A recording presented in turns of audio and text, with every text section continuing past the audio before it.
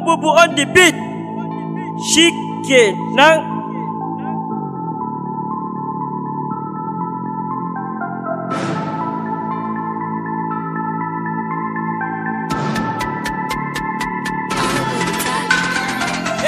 Yau zan faɗi gaskiya ko da za a hallaka ni. Mulkin Baba Buhari sam baya da daɗi. Kun san me yasa nake cewa sam babu daɗi? Dan Allah dubi rashin tsaro na taɓarɓarewa. Kidnappers sun fi ƙarfi yankin yan arewa. Barayin shanu su kuma na ta tattarewa. Jiya gaban ido na aka kashe mun kanwana. Baba ka duba, Baba ka gyara, Baba ka duba, Baba ka gyara, ka gyara. Shugaban ƙasa ni Bubu na zo da tambaya ne, muna neman gafarar kako mun ma kuskure ne.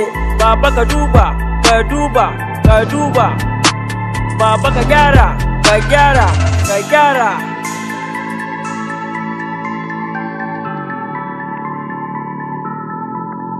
Al'ummar arewa kuma yau na zo a gare ku zo mu haɗa ƙarfi da ƙarfe mu kwaci 'yanci.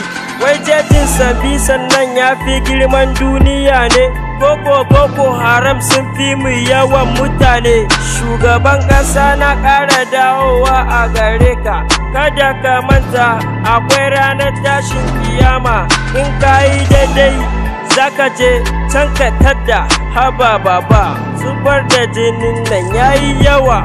Can satin baya an je an yanka mana manoma. Baba ka gyara, ka gyara, ka gyara. Baba ka duba, ka duba, ka duba.